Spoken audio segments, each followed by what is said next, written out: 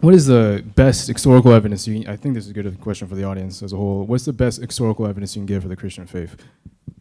The best I'm not a big fan of that word historical. So what I look at, remember, everything we work in cold cases, we're working, any crime you're working an event in the past. We don't get to watch crimes in live time. We're not like scientists who work in a laboratory environment with crime. We are always examining events. I guess you could call them historical events, even if it's only 30 years ago or it's only 30 minutes ago.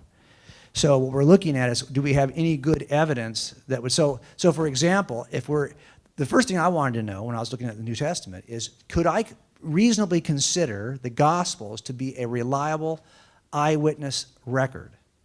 That's up for debate, and people will debate that for ages, okay? And I've written a ton about this in both my books and on the website.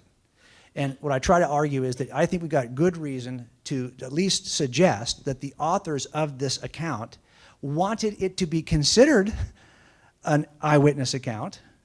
We have statements like John at the end of his account where he says, hey, I'm writing about all that Jesus did. I could write a lot more. I could fill books with all this stuff. Okay. Then the question is, well, is it a reliable account? Is it an account, an eyewitness account? And then is it a reliable account? And if it's a reliable account, this is how, by the way, I get supplemental reports from 30 years ago in which a witness has been interviewed by a detective in 1972. Now, that witness has been dead for 10 years. So I have no way to go re-interview that person. And the detective has been dead for 5. So now I have no way to go interview the writer of the report. But I've got this report I have to assess, even though I have no access to the first eyewitness or the person who wrote about the eyewitness.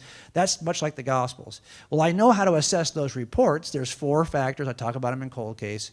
4 factors we use to assess eyewitness reliability of any document, of any eyewitness.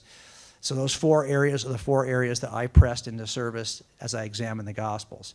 So for me, remember, when someone asks you, what is the one reason why you believe this to be true, I'm always a little bit hesitant because I never have one reason. I call this death by 1,000 paper cuts. That's what it is. It's this cumulative case of hundreds of little things that I think point to the most reasonable inference. And any one of those things is a paper cut. I could offer it to you, and I think you could be very reasonably say, well, that doesn't seem like enough. It's not enough. It's the fact it's cumulative. It wouldn't be enough in a jury trial either. But when I get 100 of these things, juries convict because there's no other reasonable alternative. And that's what I tried to do with Cold Case Christianity. That book is really about looking at the historical evidence for the reliability of the New Testament. I know that's not going to give you much. So give me a chance to recite 48,000 words, and I can give it to you right now. Yeah, of course. Yeah, no problem. Thank you. Thank you, sir. Appreciate you. Okay, have you looked at the evidence of the line of popes? Peter was the first pope. Is the Catholic Church the one true church? Yeah, some people will say, well, look, if you're trusting that these eyewitnesses that you used in your chain of custody, if you're going to trust that those people are, I'm not trusting them for their theology. I'm not trusting them for their political views. I couldn't care less. I couldn't care less about any witness's theology or political views. I'll use them all in trial. I simply care, did you see that? And what did you see? You can have we could disagree about all kinds of social issues. We can disagree about all kinds of theological issues. The only question is, what did you see? So when I'm looking at those line of church fathers, I am not judging them based on their theology, because some of their theologies are pretty crummy. In other words, they're accepting this text, and from the text, they're inferring a theological position. I don't want their theological position. I want to know, what was the text you were looking at?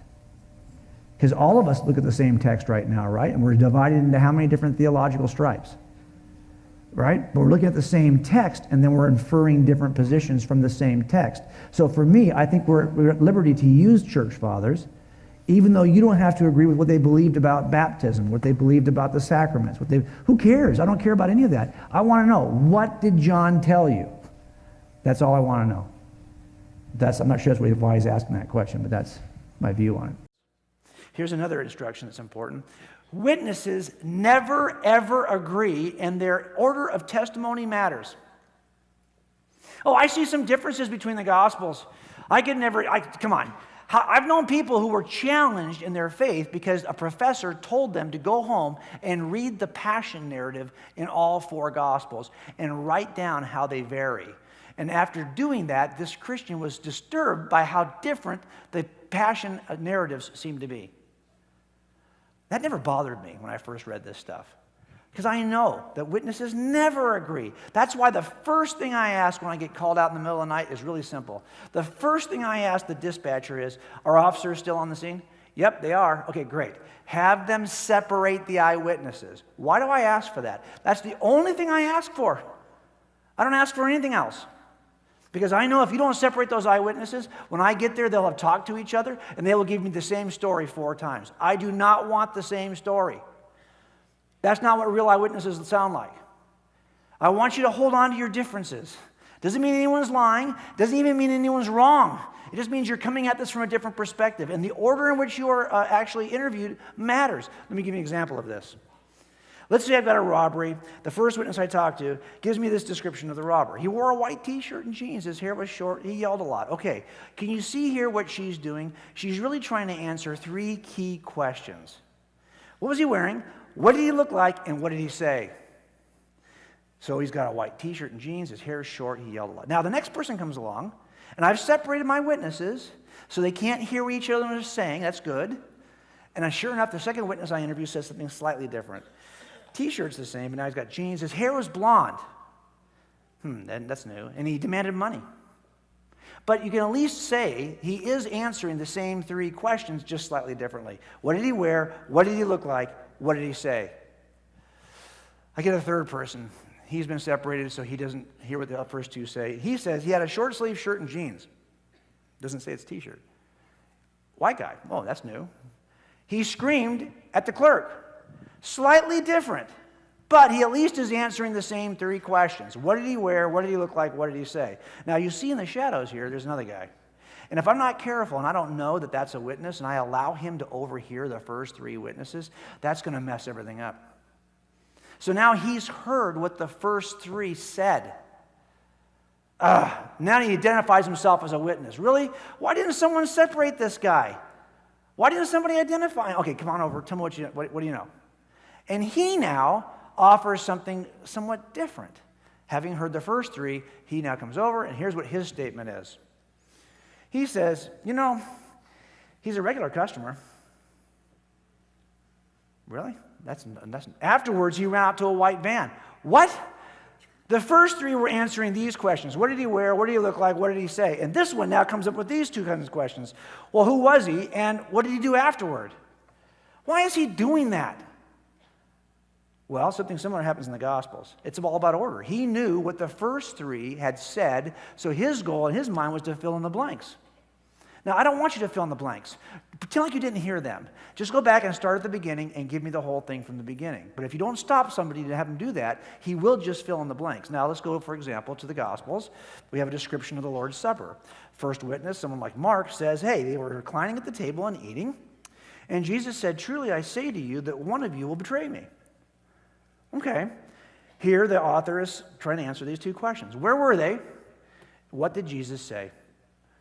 Here comes another account from Matthew. As they were eating, he said, truly I say to you that one of you will betray me. Slightly different, but at least he's answering the same 2 questions. Go to Luke. But behold, the hand of the one betraying me is with mine on the table. Oh, that's a little different. But it is answering the same 2 questions. Then we get to the last gospel. Gospel written last, and actually it's clear that this gospel author is aware of what the first 3 had said already. So John comes along and he says this. He says, there was reclining on Jesus' bosom one of his disciples, whom Jesus loved. So when he had dipped the morsel, he took it and gave it to Judas, the son of Simon Iscariot. This is all new information, okay? After the morsel, Satan then entered into him. This is all new. Therefore Jesus said to him, what you do quickly. Really? The other 2 were answering these questions. This is not John's intention at all. John's answering these 2 questions. Who's his favorite? And why did Judas do this? Well, what's going on there? Again, is because he is being interviewed last. Witnesses never totally agree. And he, like my other witness, is trying to fill in the blanks. Don't let someone tell you that differences between the gospel is what invalidates them. In fact, it's the differences between the gospels that validate them, that make them reliable.